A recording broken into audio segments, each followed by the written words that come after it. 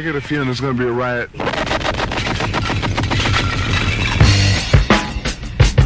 I don't read the newspapers because they all have ugly print.